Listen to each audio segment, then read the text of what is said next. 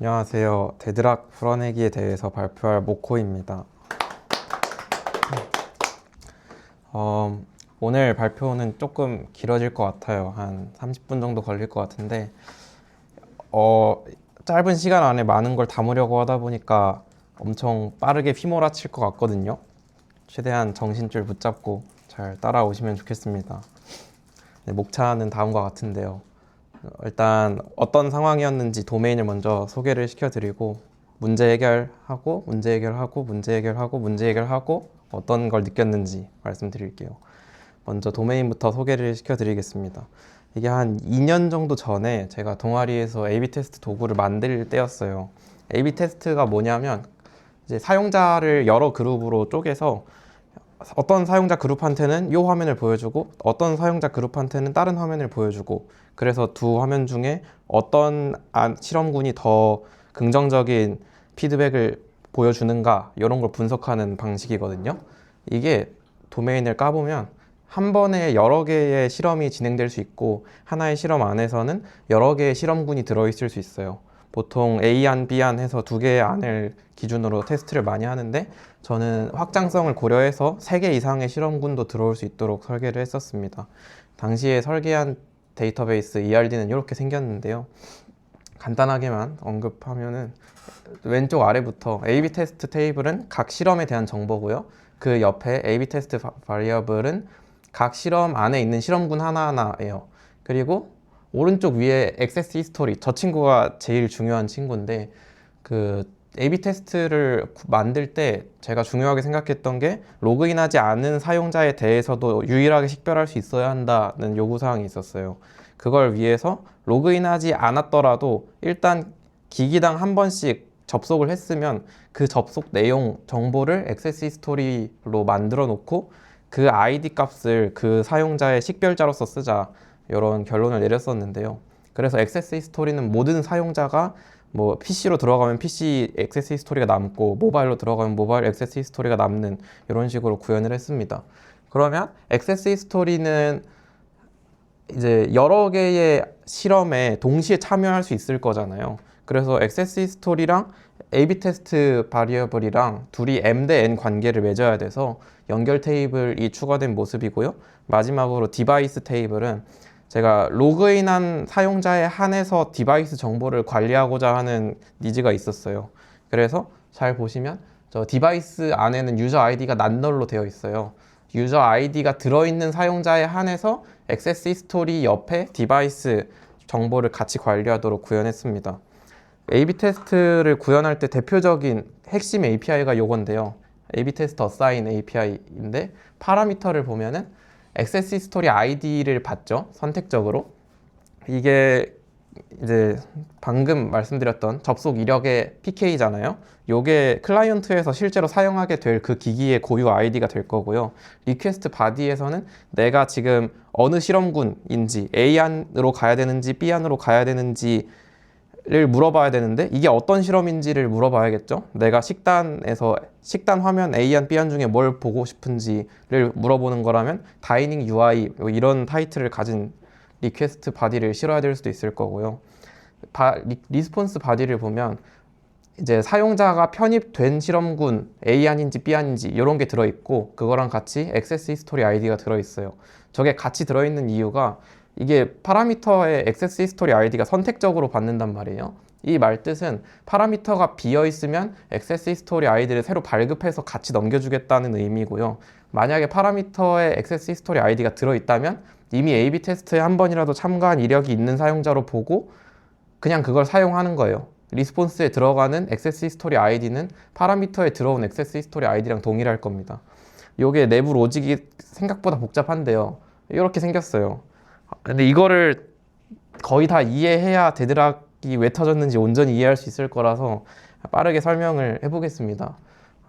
마우스가 안 되는 것 같은데. 자, 왼쪽 이부터 갈게요. 이 API가 내 실험군 조회 API예요. 저걸 호출하면 실험 이력이 있는지를 먼저 조회를 해봐요. 이 실험 이력이라는 건 어떤 A/B 테스트든 상관없이 A/B 테스트 중에 하나라도 참가한 적이 있으면 액세스 히스토리 아이디를 발급받은 적이 있을 거죠.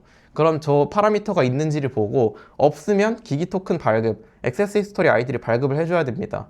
그리고 이제 만약에 액세스 히스토리 아이디가 있는데 저 액세스 히스토리 A/B 테스트 바리에이블이 없어. 그러면은 내가 A/B 테스트에 참가한 이력은 있지만 지금 확인하고자 하는 실험에는 아직 참가한 적이 없는 상태인 거죠. 그러면 오른쪽으로 가서 저 이전에 기기 토큰 발급받은 후랑 똑같이 로그인 되어 있는지로 넘어가요. 로그인이 되어 있으면 기기 정보를 저장해야 되니까 저걸 판단을 해야 되고요. 기기 정보까지 저장을 하고 나면 실험군을 편입시킨다인데 실험군 편입시킨다는 게 곧 액세스 히스토리 A/B 테스트 바리어블 그 연결 테이블에 로우를 추가하는 게 되겠죠. 그렇게 하면 이제 실험군 반환이 돼요. 근데 만약에 내가 이미 A/B 테스트도 참가한 적이 있고 이 실험에도 참가한 적이 있어서 이 실험에 대한 내가 편입되었던 실험군 정보가 존재해. 그럼 액세스 히스토리 A/B 테스트 바리어블이 존재해. 그러면 왼쪽으로 가겠죠.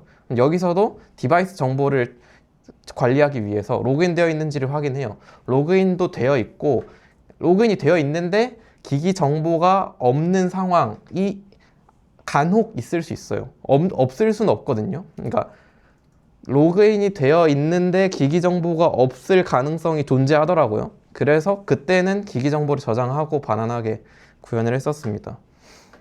이렇게 해서 당시에 구현을 잘 마쳤는데 데드락이라는 게 터지더라고요. 딱 어느 시점에 배포를 하고 나니까 저게 왕창 터져가지고 이제 약간 멘탈이 나갔었던 기억이 있어요. 그 당시에 저는 어떻게 해결을 했는지 보겠습니다. 자, 이걸 다시 보면은 이 부분을 볼 수 있어요. 데드락이 발견됐다. 락을 획득하려고 시도하는 과정에서 그리고 업데이트 액세스 히스토리 쿼리를 치다가 데드락이 터졌다. 네, 그래서 이걸 보고 생각을 했죠. 이게 저게 데드락이 터졌던 당시 상황이 단일 페이지에서 2개 이상의 A/B 테스트를 동시에 수행하도록 클라이언트가 배포하자마자 터진 거거든요. 그러면 내 코드는 원래 데드락이 터질 거였는데 약간 따닥 이슈 같은 한 번에 2개를 동시에 날리니까 예외가 터져버린 거예요. 그래서 제가 당시에 내렸던 결론은 이게 사용자당 처음에 한 번씩만 예외가 발생하는 것 같다 였는데요. 왜 그렇게 생각했냐면 이걸 다시 보시면은 자, 여기서 사용자당 딱 한 번만 들어가는 곳이 딱 하나 있죠. 요 액세스 히스토리 아이디 요 부분이 있는데 아까 그 데드락이 터진 거 로그를 보면은 업데이트 액세스 히스토리 뭐 그쪽을 하다가 에러가 터졌잖아요. 근데 요 순서도에서 액세스 히스토리 자체에 수정을 가하는 게 저기밖에 없죠. 그래서 여기서 터진 거 아닐까? 이게 기기 토큰을 여러 트랜잭션에서 동시에 발급하려고 시도하다 보니까 서로 물고 늘어져서 데드락이 터져버린 거 아닐까? 라는 생각을 했습니다. 그래서 당시에 이렇게 해결을 했어요. A/B 테스트 어사인 API를 분리해서 토큰을 발급하는 API를 따로 만들고 기존의 API는 실험군 조회 목적으로만 사용하게 만들었어요. 근데 하위 호환성을 보장해야 되니까 기존 API 자체는 기능을 그대로 수행하게 놔뒀고요. 앞으로 그러니까 이후 배포부터는 저 API 분리된 걸 알맞게 사용해달라라는 요청을 클라이언트 분들한테 드렸죠. 그리고 저희는 그 안드로이드, iOS, 웹 전부 다 크로스 플랫폼으로 제공을 하고 있었어서 가능한 한 빨리 업데이트 해달라고 요청을 했었습니다. 그렇게 이제 조치를 한 이후에도 데드락이 발생하긴 했어요. 근데 그 시간이 갈수록 빈도가 확 줄어들었거든요. 그래서 당시에 저는 이게 단순히 업데이트를 아직 하지 않은 9버전 네이티브 사용자로 인한 문제라고 생각하고 있었습니다. 그렇게 문제를 해결했다라고 생각했죠. 문제 해결. 오케이. 근데 1년 뒤, 얼마 전이에요. 면접을 보러 갔는데 면접관 분께서 이런 질문을 하시더라고요. 그 당시에 왜 데드락이 터졌다고 생각하시나요? 하니까 아무리 생각해도 모르겠는 거예요. 제가 그 당시에 뭔가 이렇다 할 근거가 없었어요. 해결했다라고는 하지만 뭔가 그 이후로 확실히 해결이 됐는지 잘 모르겠고 내가 검증을 하지 않았다는 걸 그때 가서 깨달았어요. 그래서 당시에 일단 면접에서는 최대한 아는 거 막 꺼내서 말했는데 아무리 봐도 아닌 것 같더라고요. 그래서 면접이 끝나고 나서 이제 진짜 검증 같은 게 필요하구나, 내가 그 당시에 미흡한 대처를 했구나, 이런 걸 깨달으면서 잼민이를 열심히 때렸습니다. 잼민이랑 열심히 싸우면서 논의를 한 거죠. 내가 지금 이런 상황인데 너가 보기에 이거 대들하게 해결됐다고 생각하냐, 아니라면 그 이유는 뭐냐 하면서 열심히 티키타카를 했어요. 얘가 막 이거 이래서 생긴 것 같아요 하는데, 제가 보기엔 아무리 봐도 그건 아닌 것 같은데 뭐 다른 거 없어 막 그렇게 하면서 거의 하루 종일 싸웠던 것 같은데요. 딱 한 가지 가설이 세워지더라고요. 엄청 복잡한 사고의 흐름을 거쳐서 딱 하나, 이게 데드락이 아직 발생할 수 있는 세계선이 남아 있었어요. 그래서 그 가설에 의하면 데드락은 아직 해결이 되지 않았다라는 결론이 나왔고, 이 가설이 오르려면 데드락이 여전히 발생하고 있어야만 했다는 생각이 들었어요. 그래서 바로 동아리에 달려가서 물어봤죠. 제가 우테코 간 1년 사이에 데드락이 터진 적이 한 번이라도 있었나요? 하니까 운영 환경은 없었는데 개발 환경은 있었다라는 이야기를 들을 수 있었어요. 그래서 지금이라도 해결을 해보자. 네, 여기부터는 배경 지식이 필요합니다. 자, 저 1번이 좀 특이한데, MySQL 기준으로 저건 특이한 게 아니구나. 배타락을 걸 때는 공유락이 없어야 되죠. 다른 애가 공유락을 건 게 있으면 수정을 못 하니까 걔가 풀릴 때까지 기다렸다가 배타락을 걸고 수정을 하죠. 2번은 MySQL 기준으로 FK를 가진 레코드를 인서트하면요, 그 FK의 참조 대상 레코드에 암묵적으로 공유락이 걸려요. 왜냐하면 내가 FK를 가진 걸 삽입을 했는데 그 트랜잭션이 끝나기 전에 갑자기 다른 트랜잭션에서 FK 대상을 지워버리고 하면은 제약 조건 위배가 되잖아요. 그래서 공유락을 걸어서 수정을 막아버리는 그런 일이 일어나더라고요. 3번, 저희가 JPA에서 Generated Value를 사용했었고 오토 인크리먼트를 썼었는데요. 저는 세이브를 쓰면 이전까지 쌓여있던 적재되어 있던 쿼리들이 다 플러시 돼서 나갈 줄 알았는데, 찾아보니까 인서트 쿼리만 나간대요. 업데이트 쿼리 이런 건 안 나간대요. 세이브 했을 때 플러시가 일어나지 않는다고 합니다. 마지막은, 자, 업데이트 쿼리는 딱 플러시 시점에 날아간다는 게 맞더라고요. JPA 기준으로. 왜냐하면 업데이트 쿼리는 결국 변경 감지에 의해서 도는 거니까, 변경 감지는 커밋 직전에 플러시 상황에서 발생하는 거고, 그러면은 세이브를 할 때는 결국 업데이트가 나가지 않는다는 의미이기도 하죠. 네, 오케이. 이제 이 생각을 하면서 다시 화면을 볼게요. 자, 디바이스, 액세스 히스토리, AB 테스트 바리어블, 얘네 셋이 위주로 보면 되는데요. 좀 보기 편하게 왼쪽으로 치워볼게요. 여기서 저희가 집중해야 되는 건 액세스 히스토리 테이블의 디바이스 아이디랑 저 연결 테이블에 있는 액세스 히스토리 아이디예요. 자, 문제 발생 조건이 이랬어요. 굉장히 복잡하거든요. 이게 요 4가지 조건이 전부 참이어야 발생하는데요. 하나씩 간단하게만 설명하면, 하나의 페이지에서 2개 이상의 A/B 테스트가 동시에 진행 중인 곳에 접근했을 때 사실상 따닥 요청인 거고요. 그 다음에 A/B 테스트에 참가한 이력이 있는 사용자가 요청을 했어야 되고, 비로그인 사용자가 요청을 했어야 되는데, 로그인을 한 다음 최초로 조회 API를 호출했을 때 터질 거라는 가설이 있었어요. 저게 3번이랑 4번이 좀 충돌될 것 같지만, 지금까지는 비로그인 사용자로서 A/B 테스트에 참가를 하고 있었다가, 이번에 딱 처음으로 로그인을 하고 나서 이 동시에 2개 이상의 A/B 테스트가 진행 중인 화면에 처음으로 한번 호출할 때, 그때만 A/B 테스트 데드락이 발생하는 거다라는 가설을 세웠었습니다. 그래서 이게 그동안 발생하는 빈도가 확 줄어들면서 거의 안 발생했다고 하는 이유가, 로그인을 한 번이라도 하고 한 번 호출을 하고 나면 그때부터는 터질 일이 없는 데드락이었거든요. 그래서 그때 오해를 했었던 것 같고, 요거를 좀 더 자세히 설명을 드려볼게요. 시퀀스 다이어그램으로 가져왔는데요. 자, 아까 그 조건들을 하나씩 가져와서 비교를 해볼 건데, 일단 여기서 언급하는 자식 테이블은 밑에 연결 테이블을 지칭하고요. 부모 테이블은 액세스 히스토리를 지칭할 거예요. 자, 아까 조건 1이 뭐였죠? 2개 이상의 A/B 테스트를 동시에 진행한다. 그래서 트랜잭션 A랑 트랜잭션 B 2개가 있어요. 그 다음에 액세스 히스토리가 기존에 존재한다고 했죠. 그러면 액세스 히스토리를 새로 인서트하지 않을 겁니다. 그럼 그 상태로 진행을 해보면요, 자식 테이블, 이게 지금 액세스 히스토리가 존재하니까 액세스 히스토리는 냅두고 밑에 연결 테이블만 인서트를 해서 실험군을 할당을 시켜줄 거예요. 그러면 트랜잭션 A는 저 연결 테이블을 인서트해서 공유락을 쥐게 됐고 그 액세스 히스토리에 대한 공유락을 쥐게 됐죠. FK를 가진 레코드를 인서트 했으니까 그 FK 참조 대상 액세스 히스토리를 공유락을 걸게 된 거예요. 트랜잭션 B도 똑같이 연결 테이블에 레코드를 할당하면서 액세스 히스토리에 대한 공유락을 쥐게 됐어요. 오케이. 이 다음에 이제 부모 테이블 업데이트라고 써있죠. 액세스 히스토리를 업데이트를 하게 됐어요. 근데 저는 그런 로직을 짠 기억이 없거든요. 근데 조건 세 번째, 네 번째를 보면은 비로그인 사용자가 로그인한 다음에 최초로 요청했을 때라고 했잖아요. 근데 비로그인 사용자가 로그인한 다음에 최초로 요청했으면 어떻게 됐을까요? 기존에 그 액세스 히스토리에 대한 디바이스 정보가 관리되지 않고 있었을 거예요. 비로그인 사용자였으니까. 근데 이제 로그인을 했어요. 그러면 난 이 친구에 대한 디바이스 정보를 관리해야 될 필요가 생겼죠.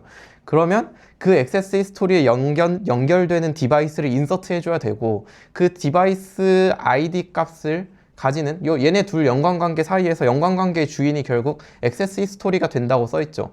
그러면 내가 디바이스를 인서트하고 그 디바이스를 액세스 히스토리 기존 거랑 연결시키면 연관관계를 맺었을 때 디바이스 아이디를 액세스 히스토리에서 수정을 해줘야 되는 일이 생긴 거죠. 그렇다는 건 액세스 히스토리에 대해 수정을 해야 되고 업데이트를 해야 되고 배타락이 필요해진 거예요. 이거 다시 말하면 내가 이미 쥐고 있던 공유락을 배타락으로 승격시켜야 된다는 시나리오가 된 거죠. 그래서 트랜잭션 A가 액세스 히스토리를 업데이트를 쳐야 돼요. 근데 그렇게 하려고 보니까 트랜잭션 B가 공유락을 쥐고 있죠. 그래서 그 친구가 공유락을 풀기 전까지 기다려요. 근데 트랜잭션 B도 똑같이 액세스 히스토리의 디바이스 아이디를 수정하려고 시도했고 트랜잭션 A가 쥐고 있는 공유락을 풀릴 때까지 기다리게 돼요. 그렇게 서로가 서로의 공유락을 풀릴 때까지 기다리면서 데드락이 발생하게 됐습니다. 네. 이제 이걸 다시 보면요. 정확히 그 데드락이 발생한 시나리오는 이 복잡한 로직 중에서 이 부분이에요. 실험 이력이 있는데 아직 편입되지 않은 상태에서 로그인을 한 사용자가 디바이스 정보를 저장하고 실험군을 편입시킬 때 발생하는 거죠. 저 진한 색깔, 저 로직을 수행하다가 발생한 건데요.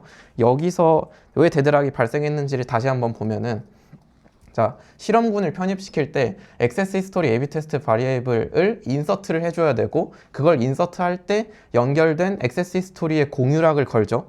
그 다음에 디바이스 정보를 저장하기 위해서 디바이스를 인서트하고 그 다음 그러니까 이 디바이스를 인서트 한다는 건 다시 말해서 그 디바이스 아이디를 액세스 히스토리에 담고 그걸 업데이트를 쳐줘야 된다는 건데 그럼 액세스 히스토리에 대한 배타락을 또 걸어야 되는 거예요. 그래서 공유락을 걸고 그걸 배타락으로 승격시키려고 하니까 데드락이 터진 거죠. 그럼 어떻게 해결할 수 있죠? 저희는 배타락을 먼저 걸고 공유락을 사용하게 하면 그건 괜찮잖아요. 배타락은 공유락을 이기니까. 근데 실제로 이미 제 코드는 그렇게 작성이 되어 있었어요. 기기 정보를 먼저 저장하고 그 다음 실험군 편입을 하고 있는데 지금 실제로는 둘이 순서가 뒤바뀐 거잖아요. 근데 이게 왜 그렇게 됐냐면 JPA 때문이에요. JPA에서는 그 Generated Value 키 생성 전략을 사용하면 인서트만 즉시 쏘고 업데이트는 플러시 할 때 쏜단 말이에요.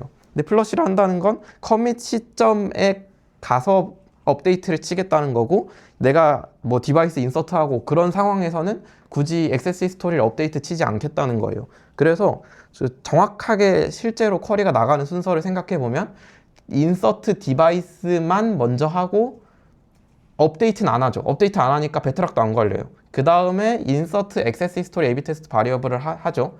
근데 요걸 하면 공유락이 자동으로 걸리죠. 그 다음에 마지막에 커밋 직전에 업데이트 액세스 히스토리를 하게 될 거예요. 변경 감지에 의해서. 그러면서 배타락이 필요해지는데 이미 둘 다 공유락이 걸려 있으니까 배타락을 얻는데 실패해버린 상황인 겁니다. 네, 그래서 해결 방안이 여러 가지 있었는데 이걸 다 설명하기는 시간이 부족할 것 같고 제가 아까 설명하면서 언급드렸던 처음부터 배타락으로 조회하는 방식으로 간단하게 해결을 해봤습니다. 제가 엄청 기나긴 가설을 세우고 진행을 했지만 PR 변경사항 2줄밖에 안 나오더라고요. 약간 씁쓸했지만 아무튼 저렇게 비관적 락을 명시적으로 써서 해결했습니다. 이제 진짜 문제를 해결했어요. 나이스. 근데 어림도 없죠. 데드락은 그렇게 쉽게 해결되지 않더라고요. 또 문제가 생겼어요. 해결을 해야겠죠. 이번에도 배경 지식이 있어야 됩니다. 자, 이번에는 DB 쪽인데요. 자, MySQL에 락 있는 조회랑 락 없는 조회가 있어요. 락 있는 조회는 언드로그를 안 읽고 실제 데이터를 바로 읽어버리거든요. 근데 락 없는 조회는 MVCC를 통해 읽어서 언드로그를 읽어요. 옛날 데이터를 읽을 수 있다는 거죠. 그리고 JPA에서 연관관계 엔티티를 조회할 때는 항상 락 없는 조회 쿼리가 자동으로 나가고요. MySQL에서 기본 격리 수준은 리피터블 리드였죠. 네, 여기서 MVCC에 대해서 조금만 더 자세히 알아볼게요. MVCC는 리드뷰라는 내부적인 스냅샷에 의해서 동작을 하는데 리드뷰 안에는 활성 트랜잭션 목록이라는 게 들어있어요. 활성 트랜잭션이라는 건 아직 끝나지 않은 트랜잭션이라는 뜻이고 얘가 있는 이유는 저 리드뷰를 찍을 당시에 아직 끝나지 않은 트랜잭션들이 변경한 변경사항은 아직 확정되지 않았으니까 저희가 읽으면 안 되잖아요. 그래서 그걸 회피해서 언드로그를 읽으려고 어디까지 언드로그를 타고 가야 할까 이런 걸 관리하기 위해서 저 정보가 들어있고요. 격리 수준에 따라서 저 리드뷰 스냅샷을 찍는 시점이 다른데요. 리피터블 리드에서는 그 트랜잭션 안에서 최초로 딱 조회를 한번 하면 그때 리드뷰를 찍고 그 다음부터 리드뷰를 재사용해요. 그래서 그 활성 트랜잭션 목록이 그대로 유지되니까 데이터가 트랜잭션 안에서 일관적으로 조회돼요. 여러 번 조회해도 계속 같은 데이터가 넘어와요. 그래서 뭐 팬텀 리드 같은 것도 발생 안 할 거고요. 뭐 그리고 그 리드 커미티드는 얘는 리드뷰를 매번 셀렉트 쿼리 날릴 때마다 새로 찍어요. 그래서 이게 활성 트랜잭션 목록이 계속 바뀌겠죠. 그러면 최신 데이터가 조회되고 일관적이지 않은 데이터가 조회가 될 거예요. 자, 에러 로그를 다시 보면은 entity not found exception이 터졌고 unable to find device 중에 ID 1228번을 찾을 수 없다 라는 게 나왔고 요건 해석해보면 존재하지 않는 ID를 가진 디바이스를 조회하려고 시도했다는 의미거든요. 자, 잠깐 배경 지식 다시 훑어보면 리피터블 리드는 최초에 조회했을 때의 데이터를 일관적으로 제공하죠. 근데 그게 가능했던 이유는 MySQL에서 제공하는 MVCC 덕분이었고요. 만약에 우리가 락 있는 조회를 쓰면 MVCC를 무시하고 최신 데이터를 읽는다고 했잖아요. 그러면 이때는 리피터블 리드라고 볼 수가 없어요. 왜냐하면 최신 데이터를 읽는 거니까 내 트랜잭션이 시작한 이후에 변경된 데이터를 읽을 수 있다는 뜻이거든요. 그래서 리드 커미티드, 사실상 리드 커미티드라고 봐야 돼요. 그러면 저희는 이런 생각을 해볼 수 있죠. 락 있는 조회는 MVCC를 못 쓰고 최신 데이터를 읽고 락 없는 조회는 MVCC를 읽어. 그러면은 둘을 혼용하면 하나는 리피터블 리드고 하나는 리드 커미티드니까 격리 수준 충돌이 발생할 수 있지 않을까? 네, 여기까지 도달하면 문제를 찾을 수 있어요. 제가 이전 그 문제 해결 당시에 액세스 히스토리를 조회할 때 베타락 있는 조회를 해가지고 문제를 해결했다고 했잖아요. 근데 디바이스 정보는 액세스 히스토리에서 get 디바이스 연관관계 조회를 통해서 가져온단 말이에요. 근데 락 있는 조회로 읽었다는 건 액세스 히스토리는 실제 데이터를 읽었다는 뜻인데 디바이스는 이제 연관관계로 조회를 했으니까 락 없는 조회를 했을 거고 그렇다는 건 MVCC를 통해서 언드로그를 읽었다는 거죠. 옛날 데이터를 읽었다는 거예요. 그러면 액세스 히스토리는 실제 데이터, 최신 데이터고 디바이스는 옛날 데이터니까 둘이 충돌이 발생할 수 있겠죠. 요걸 다시 시퀀스 다이어그램으로 그려볼게요. 자, 맨 처음에 트랜잭션 A 쪽에서 MVCC 리드뷰를 생성했어요. 이때 처음으로 셀렉트가 날아가면서 리드뷰가 생성이 됐고요. 이 다음부터 다른 트랜잭션이 변경한 것들은 커밋을 했다 하더라도 트랜잭션 A한테 보이면 안 돼요. 저것 때문에 막힙니다. 자, 이 상태에서 이제 리드뷰가 찍혔는데 그 다음에 트랜잭션 B가 들어와서 디바이스 아이디 100번을 인서트하고 액세스 히스토리에 디바이스 아이디를 100번으로 초기화를 해줬어요. 그리고 커밋을 시키니까 그 다음에 트랜잭션 A로 넘어와서 트랜잭션 A가 이후 작업을 하기 위해서 액세스 히스토리에 대한 조회를 할 텐데 제가 락 있는 조회로 했다고 했죠. 저기 폴 업데이트로 셀렉트를 하고 있죠. 그래서 얘는 락 있는 조회로 하다 보니까 MVCC를 무시하고 최신 데이터를 읽게 돼요. 그렇다는 건 저기서 액세스 히스토리가 반환될 때 디바이스 아이디가 100번으로 들어있다는 거죠. 얘가 처음에 리드뷰 찍을 당시에는 액세스 히스토리의 디바이스 아이디가 비어 있었을 거예요. 근데 내가 지금 최신 데이터를 읽으니까 그 사이에 누군가가 커밋한 데이터 때문에 내가 반환받은 액세스 히스토리의 디바이스 아이디가 100번이 돼 있는 거죠. 그래서 그 다음에 연관된 디바이스를 조회할 때 락 없는 조회로 조회가 돼버리고, 그때 디바이스 아이디 100번인 걸 찾으려고 하니까 이게 리드뷰 때문에 막혀버린 거예요. MVCC 리드뷰 입장에서는 내 트랜잭션이 시작한 이후에 변경된 사항이라서 자기한테 입장에서는 미래의 일이거든요. 보이면 안 된단 말이에요. 그래서 언드록으로 회피를 해서 읽었고, 그러니까 널값이 반환되는 거예요. 디바이스 100번은 존재하지 않습니다 라는 응답이 터진 거죠. 그래서 JPA 입장에서는 좀 어이가 없는 거죠. 액세스 히스토리에서는 디바이스 아이디 100번을 가지고 있다고 하는데 막상 디바이스 아이디 100번을 조회해보니까 아무것도 응답이 없어요. 그래서 엔티티 not found exception이 터졌던 거죠. 이걸 해결하는 방법은 두 가지가 있을 것 같은데요. 제일 간단한 거는 저 액세스 히스토리를 처음에 베타락으로 조회해올 때 디바이스 정보를 패치 조인으로 같이 가져오는 거예요. 그렇게 하면 액세스 히스토리에 베타락을 걸면서 디바이스 레코드에도 같이 베타락이 걸리거든요. 그래서 이 방식으로 해결을 했습니다. 이번에는 PR 변경사항이 딱 한 줄밖에 안 나왔어요. 저 조인 패치 있죠. 저 패치 쓰려고 저 한 줄을 추가했어요. 그래서 이번에 진짜로 문제를 해결했습니다. 그리고 배포를 했는데요. 이제 동아리원한테 연락이 오더라고요. 에러율이 급증했어요. 괜찮은 건가요? 그럴 리가 없죠. 저 엄청난 빨간색 점들을 보면 많아지다 못해서 하얗게 됐잖아요. 저거 진짜 소름 끼쳤거든요. 문제를 해결해야겠죠. 거의 다 왔습니다. 마지막이에요. 자, 배경 지식이 또 필요합니다. 이번에는 패치 조인 쪽인데요. 패치 조인, JPA 패치 조인은 기본 전략이 SQL 문법을 따라가서 이너 조인을 써요. 근데 이너 조인은 교집합을 반환하죠. 만약에 저희가 left는 전부 조회하면서 right는 선택적으로 받고 싶으면 그럴 땐 left outer 조인을 써야겠죠. 저 옆에 밑에 그림은 많이 보셨을 것 같고요. 문제 상황은 요랬어요. 대부분의 상황에서 액세스 히스토리가 존재하지 않는다는 404 응답이 터지고 있었던 거죠. 500대는 아닌데 404가 계속 터지니까 뭔가 이상했어요. 그래서 열심히 디버깅을 해보니까 액세스 히스토리 데이터는 존재하는데 연관된 디바이스 정보가 없다면 그 액세스 히스토리 데이터가 씹히는, 조회되지 않는 현상을 찾을 수 있었어요. 그래서 해결 방안은 패치 조인의 전략을 이너 조인에서 레프트 아우터 패치 조인으로 바꿔야겠다라는 생각을 했어요. 요게 그림으로 보시면요.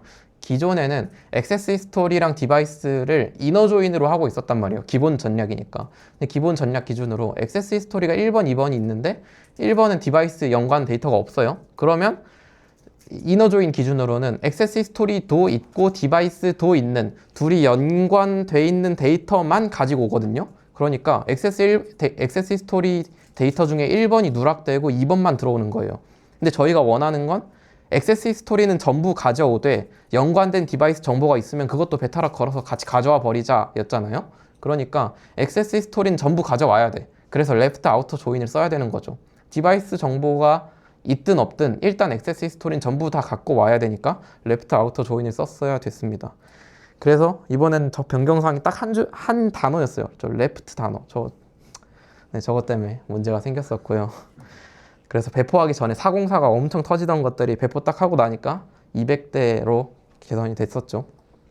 진짜로 해결을 했습니다. 네, 여기까지 듣느라 고생하셨고요. 회고를 해보자면 좋았던 점. DB에서 저는 암묵적으로 제가 명시하지 않았는데 공유락이 걸린다는 걸 몰랐거든요. FK에 의해서 걸릴 수 있다는 걸 처음으로 알았고요.